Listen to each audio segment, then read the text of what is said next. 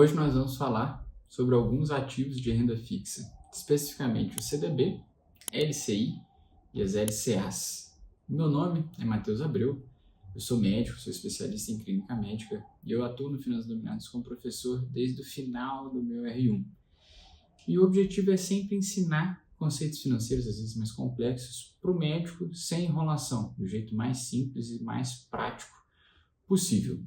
Então hoje vamos entender o que é cada um desses fundos, a tributação vigente atual, questão de liquidez, de vencimento, risco, equivalência, será que vale a pena um LCI ou será que vale a pena um CDB? A gente vai entender um pouco mais sobre isso e vou tentar fazer isso em 5 minutos, tentando ainda complementar com as suas metas, quando usar um, quando usar outro. A gente vai começar pelo CDB. A gente tem que entender que CDB é um certificado de depósito bancário. Então, você está emprestando dinheiro para o banco. Você pega o seu dinheirinho, empresta esse dinheiro para o banco pega esse mesmo dinheiro e empresta para outras pessoas com uma taxa maior. Essa é a principal forma de remuneração do banco, através de uma margem financeira que a gente fala. E a gente tem basicamente 3 tipos de CDB. A gente tem o pré-fixado. No CDB pré-fixado, a gente tem certeza de quanto a gente vai receber no vencimento, porque a gente está pré-fixando essa taxa. Então, se eu invisto em um CDB pré-fixado de 15% ao ano, eu vou ganhar 15% ao ano, independente do cenário que esteja acontecendo naquele ano. Quais são os problemas? Esse 15% pode ser baixo no futuro, taxa Selic pode ser acima disso, e aí você perde um custo de oportunidade. A inflação pode ficar acima desses 15%, então acaba que quando você pré-fixa essa taxa, você tem um pouco de risco a mais. Você tem uma previsibilidade, você sabe exatamente quanto que você vai receber, mas você tem um pouco de risco a mais, ainda mais considerando que a gente vive no Brasil e a gente tem inflações históricas acima da média, muito altas, e uma taxa Selic que precisa subir para combater a inflação, também muito alta. Então é um risco que quando você pega esse pré-fixado com um vencimento muito longo, você tem esse risco. Outro tipo de CDB é o pós-fixado, ou seja, você pós-fixa a um índice, normalmente CDI ou taxa Selic. Isso significa que o seu investimento vai acompanhar essa taxa e suas variações. Então, por exemplo, se a taxa Selic for para 16%, o seu CDB vai valer 16%. Se ele for 100% do CDI, na verdade, ele vai valer um pouquinho abaixo, né, do que a taxa Selic, porque o CDI é um pouco abaixo da taxa Selic. Então, vamos supor que ele vai continuar valendo esse 100% do CDI. Vamos supor que a taxa Selic foi para 17%. O CDB vai acompanhar essa subida da taxa. Tá? Isso fica muito mais simples de entender por que atualmente, com a taxa Selic a 15%, muita gente foi para a renda fixa pós-fixado, porque está pagando uma taxa extremamente atrativa com juros real acima da média. Tá? E existe um terceiro tipo, que é o híbrido, quando a gente pega um misto de cada coisa. A gente tem uma taxa fixa e um indicador, normalmente IPCA. Então, quando a gente fala, o CDB está atrelado a IPCA mais 7%. O IPCA é a parte indexada, né? A inflação, que o IPCA é um índice que mede a inflação, e tem uma taxa fixa, que é esse mais 7%. É meio que uma forma de você tentar proteger o seu poder de compra da inflação mais alguma coisa, tá? Quando a gente fala de LCI e LCA, é muito parecido. Você também empresta seu dinheiro ao banco, só que ele é obrigado a emprestar para os setores imobiliários, quando a gente fala de LCI, e ao setor do agronegócio, quando a gente fala de LCA. Possui os mesmos tipos, então, pré-fixado, pós-fixado e híbrido, com as suas mesmas características. A única coisa pior de LCI e LCA é a liquidez ser um pouco mais restrita.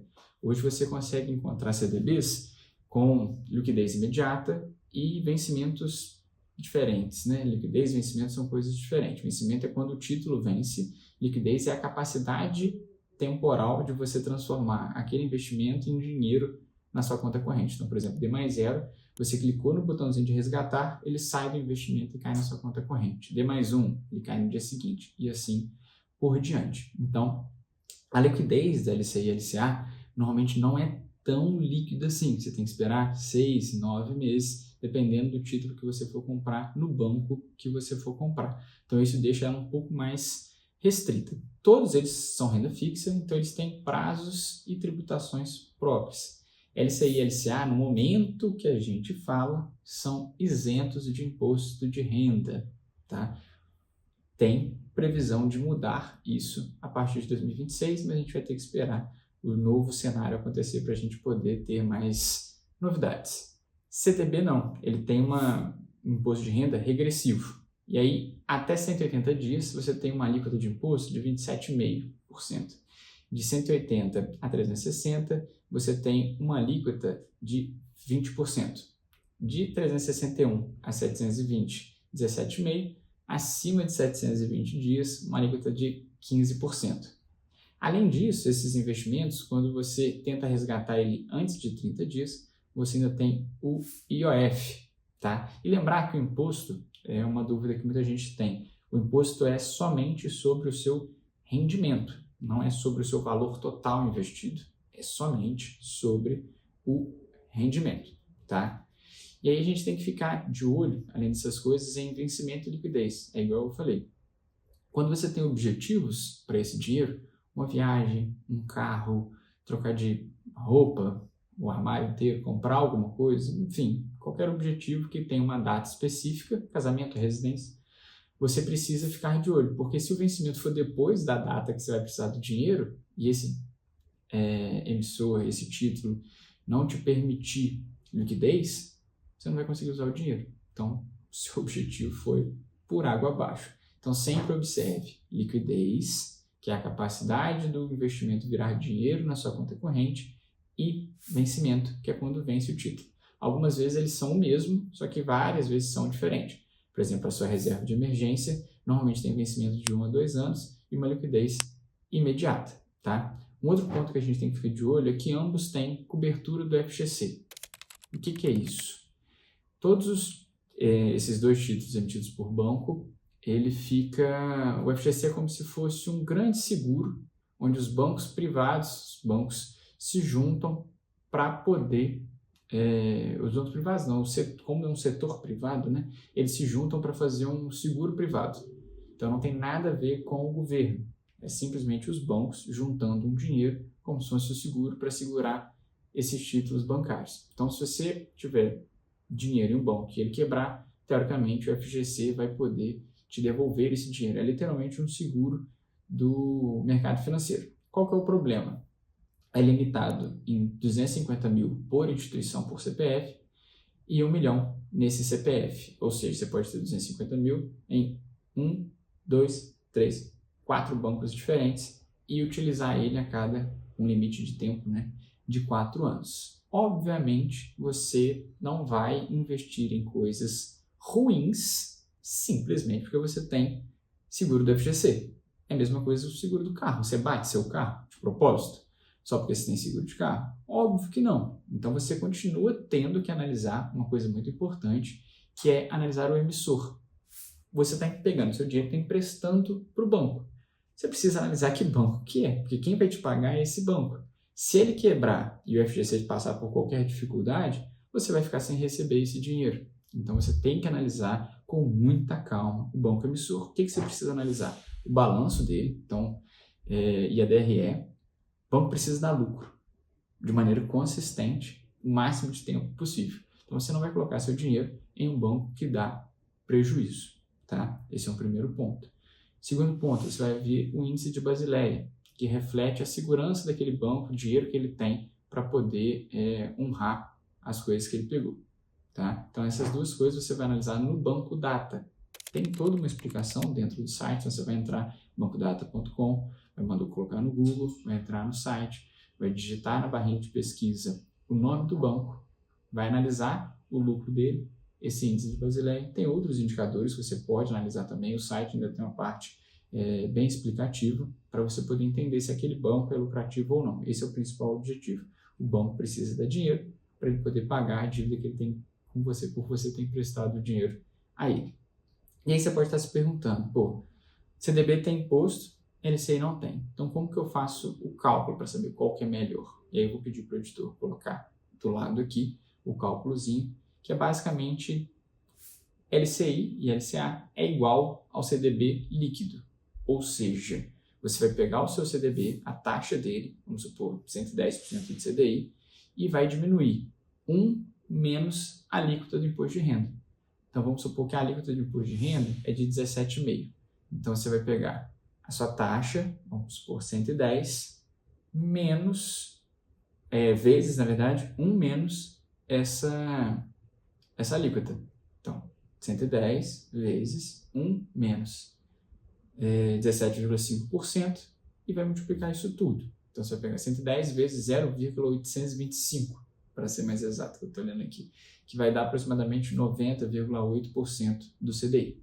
Esse CDB líquido é igual a LCA. Então, quanto mais tempo o CDB, menor o imposto de renda, mais próximo fica da LCI e da LCA. Então, quando você pega uma LCI e uma LCA de 93%, 94% de CDI, isso já é uma taxa muito boa, é acima dos 100% do CDB mesmo lá que você compra através dos bancos. Tá? Então, isso é uma coisa que você tem que prestar atenção. Sempre comparar qual rentabilidade está maior, otimizado pelo vencimento e pela liquidez.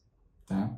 Então, a gente já falou sobre o FGC, dos títulos bancários para você analisar o emissor, e agora a gente vai falar quando que a gente vai analisar cada um, como que a gente vai equiparar uma meta com o título.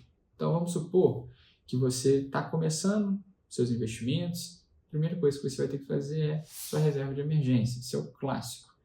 Quando a gente pega os pré-requisitos de uma reserva de emergência, a gente precisa muito de liquidez e de segurança. Então, você precisa investir num CDB ou no Tesouro Selic, mas a gente está falando aqui de CDB, de liquidez diária e principalmente na análise do emissor de um banco lucrativo que não vai te dar calote. Tá? Essa é a reserva de emergência. Então, LCI e LCA não serve? Não, porque a liquidez não é imediata. Você precisa do dinheiro quando você precisar e você não sabe quando você vai ter uma emergência, porque senão não seria emergência, seria um gasto programado. Tá? Então, tem que ter sua reserva, CDB de liquidez diária. Quando você tem algum compromisso muito curto, 3 meses, 5 meses, 4 meses, o CDB de liquidez diária vai muito bem. Quando você começa a ter prazos maiores, você já começa a procurar umas taxas um pouco melhores. Então, LCI, LCA, com uma liquidez um pouco mais longa, desde que caia dentro do tempo que você precisa para utilizar aquele dinheiro. Então, troca de carro, 2, 3 anos, viagem anual, você consegue se programar com LCI, com LCA, com títulos de vencimentos diferentes para você tentar conseguir uma taxa um pouco melhor. Tá? E a regra de ouro disso aqui é prazo do título tem que ser próximo a prazo da meta que você vai utilizar aquele dinheiro. Você não pode aprisionar o seu dinheiro demais em tempo, porque vamos supor que você tem um casamento para agosto, o seu título vence em outubro. Você não vai casar, né? E de jeito nenhum, né? Vocês vão separar você. Então, tem que ficar muito atento ao vencimento, tá? E quando a gente resume isso tudo, eu vejo 4 erros principais que são muito comuns do médico que está começando a investir em renda fixa de cometer. O primeiro, escolher só pela taxa bruta.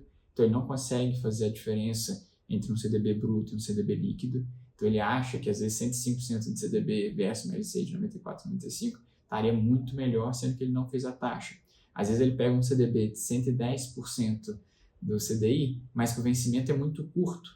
E aí, ele vai pegar a alíquota de imposto de renda maior, como se ele tivesse investido num CDB de 100% por 2 anos, 3 anos, e esperasse até o vencimento, ele teria uma rentabilidade maior. Então, o primeiro erro é esse, escolher só pela taxa bruta. Segundo erro, ignorar o prazo de vencimento. E aí ficar com o dinheiro preso tempo demais, que ele não deveria ter esperado tanto para esse vencimento acontecer. Concentrar muito num único banco, ignorando, esquecendo esse limite do FGC, então tem que ficar de olho nisso. E ficar buscando taxinhas um pouco mais altas, sem considerar o risco do emissor, sem considerar se o banco dá lucro ou não. Então, esses são os 4 principais erros, essas são as características de um CDB, de um LCI e de uma LCA. E se isso te ajudou a entender um pouco mais sobre essas siglas difíceis, curte o vídeo, se inscreve no canal, compartilha isso com um amigo. E se ficou alguma dúvida, manda pra gente aqui nos comentários ou lá no nosso @finançasdominadas, finanças.dominadas, que a gente vai te responder, tá?